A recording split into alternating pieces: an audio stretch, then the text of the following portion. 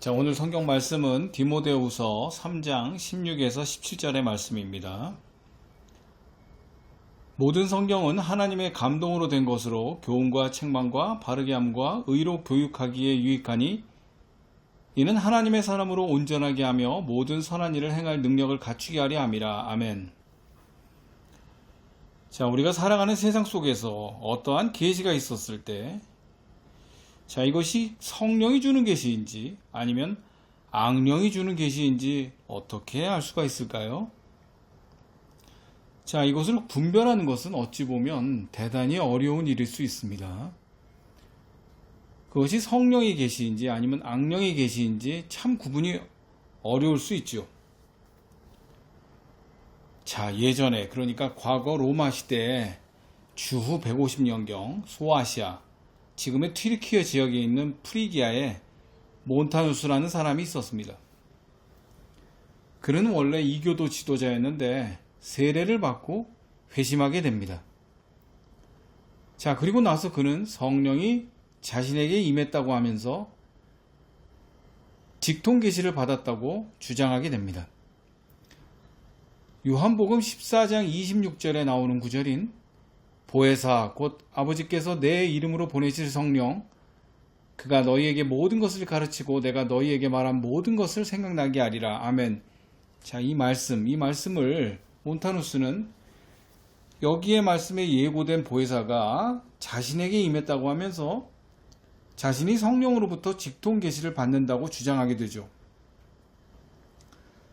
자, 그는 역사를 성부 시대, 성자 시대, 성령 시대로 구분하는 소위 3시대론을 주장하게 되는데 자신과 함께 성령 시대가 시작했다고 합니다.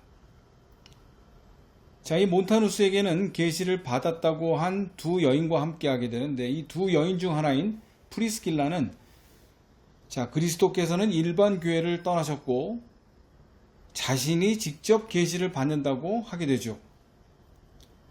나머지 한 여인인 막시밀라는 자신 이후엔 선지자는 없을 것이고 예언은 자기에게서 끝마쳐진다고 선언까지 하게 되죠. 이 몬타누스와 그 추종자들의 예언의 정점은 종말에 관한 것이었습니다. 그들은 요한계시록에 기록된 새 예루살렘이 프리기아의 페푸자에 건설된다고 선언하게 되죠. 최후 심판이 2년 안에 올 것이라 믿고 집과 물건을 처분한 이들도 있게 되죠. 자, 이것은 어디서 많이 보던 장면 같습니다. 수십여 년 전에 우리나라에서도 있었던 휴고 사태와 매우 비슷한 모습입니다. 또 몬타누스 주인은 그리스도의 임박한 재림을 설파하면서 신도들에게 매우 엄격한 생활을 요구합니다. 회개를 강조하는 당시 교회의 분위기에 반대해서 세례 이후에 짓는 죄의 문제를 엄격하게 다뤘습니다. 박해를 피하는 것을 용인하지 않고 성도들은 순교를 추구해야 한다고 가르쳤습니다. 많은 금식 규정을 만들고 일체의 오락을 금했습니다. 그리고 종말이 완벽히 임박했으니 결혼은 필요하지 않다고 생각해서 엄격히 제한하기까지 합니다. 자, 그런데 이 몬타누스 주인은 소아시아, 로마, 북아프리카 카르타고에 이르기까지 광범위하게 확산되게 되고 특히 삼위일체라는 단어를 처음 사용한 유명한 라틴 신학자인 터툴리아누스는 이 금욕주의, 이들의 금욕주의에 매료되어 이 이단 운동에 심취하기까지 합니다. 자, 이 몬타누스주의의 새로운 계시 주장과 극단적인 종말론은 교회를 분열시키게 됩니다. 자, 1차적으로 몬타누스주의자들 스스로가 정통교회를 배적했고 교회 안에서는 몬타누스를 지지하는 측과 반대하는 측이 대립하는 상황까지 일어나게 됩니다. 자, 대표적으로 이레니우스 등이 이들의 사상을 논박했고 결국 보페온 교회는 이 운동을 이단으로 정죄하게 됩니다. 자, 그러면 몬타누스와 그 추종자들의 말로는 어땠을까요? 이렇게 이단으로 정죄되고 이후 존재도 없이 사라졌습니다. 그러니까 우리는 성령이 주는 계시와 악령이 주는 계시를 정확히 분별할 필요가 있습니다. 이를 분별할 수 있는 방법이 따로 있는 것일까요? 자, 그 방법은 몇 가지가 있는데 첫째로 성경을 기준으로 하면 분별할 수 있습니다. 자, 성경 말씀 디모데후서 3장 16에서 17절. 모든 성경은 하나님의 감동으로 된 것으로 교훈과 책망과 바르게 함과 의로 교육하기에 유익하니 이는 하나님의 사람으로 온전하게 하며 모든 선한 일을 행할 능력을 갖추게 하려 함이라. 아멘. 자, 오늘 말씀이죠. 계시가 성경의 가르침과 일치해야 합니다. 만약 어떤 계시가 성경의 진리와 상반되거나 성경의 교훈을 왜곡하는 경우 그것은 성령의 것이 아닐 수 있습니다. 또한 그것은 복음의 핵심이어야 합니다.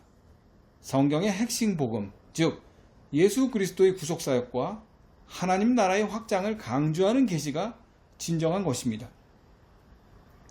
성경의 중심에서 벗어나거나 복음을 왜곡하는 계시는 조심해야 하는 것입니다. 자, 분별하는 두 번째 방법으로는 신앙 공동체의 검증을 통해서 알 수가 있습니다. 성경 말씀 요한일서 4장 1절에서는 사랑하는 자들아 영을 시험하여 그것이 하나님께 속한 것인지 분별하라. 많은 거짓 선지자가 세상에 나왔느니라. 아멘. 자, 신앙 공동체, 특히 교회 리더십의 검증은 매우 중요한 과정 중 하나입니다.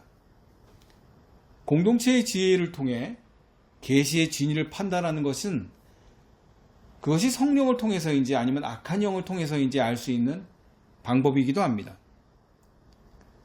자, 분별하는 세 번째 방법은 열매로 판단하는 방법입니다.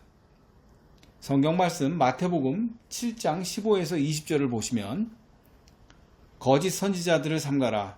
양의 옷을 입고 너희에게 나아오나 속에는 노략질하는 일이라. 그들이 열매로 그들을 알지니 가시나무에서 포도를 또는 엉겅퀴에서 무화과를 따겠느냐. 이와 같이 좋은 나무마다 아름다운 열매를 맺고 못된 나무가 나쁜 열매를 맺나니 좋은 나무가 나쁜 열매를 맺을 수 없고 못된 나무가 아름다운 열매를 맺을 수 없느니라. 아름다운 열매를 맺지 아니하는 나무마다 찍혀 불에 던져지느니라. 이러므로 그들의 열매로 그들을 알리라. 아멘.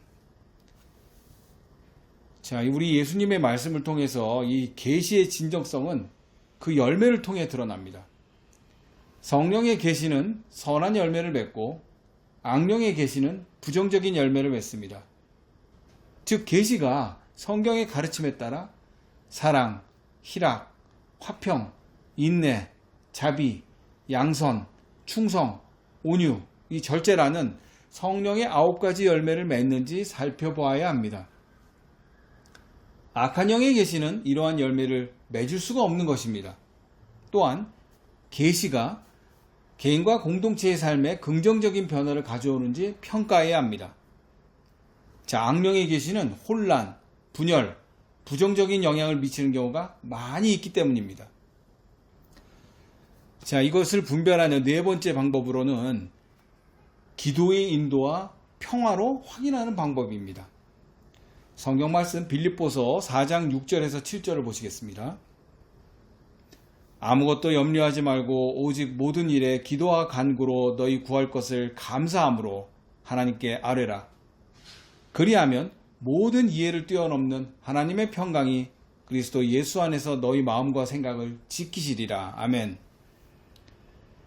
기도와 성령의 인도는 계시의 진위를 판단하는 매우 중요한 방법입니다. 하나님께 진지하게 기도하며 그 응답으로 평화를 경험하는 것이 중요합니다. 그러므로 하나님께 기도하고 성령의 인도를 통해 마음의 평화를 경험하는 것이 계시의 진위를 판단하는 데 도움이 됩니다. 계시가 하나님의 뜻에 부합할 때 내면의 평화를 느끼게 됩니다. 이 평화가 계시가 신뢰할 만한지 여부를 확인하는 데 도움을 줄 수 있을 것입니다.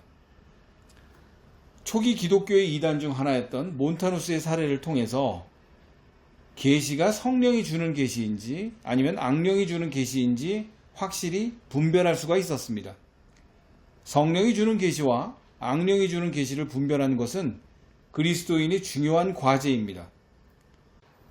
분별의 방법은 성경의 기준을 삼고 신앙 공동체의 검증을 받으며 열매를 살피고 기도를 통해 하나님의 인도를 받는 것이 이 과정을 돕는 주요 방법입니다. 이러한 원칙을 통해 우리는 신앙의 올바른 방향을 유지하며 하나님께서 주시는 진리와 인도를 확실히 따를 수 있는 것입니다. 지금 우리가 살아가는 이 시대가 어둡고 혼탁합니다. 자, 이 시대는 몬타누스가 있었던 초대교회 시절보다 훨씬 더 많은 거짓 선지자들이 세상을 유혹합니다. 그러므로 이것이 성령이 주는 계시인지 악령이 주는 계시인지 정확히 분별할 수 있는 지혜가 필요합니다.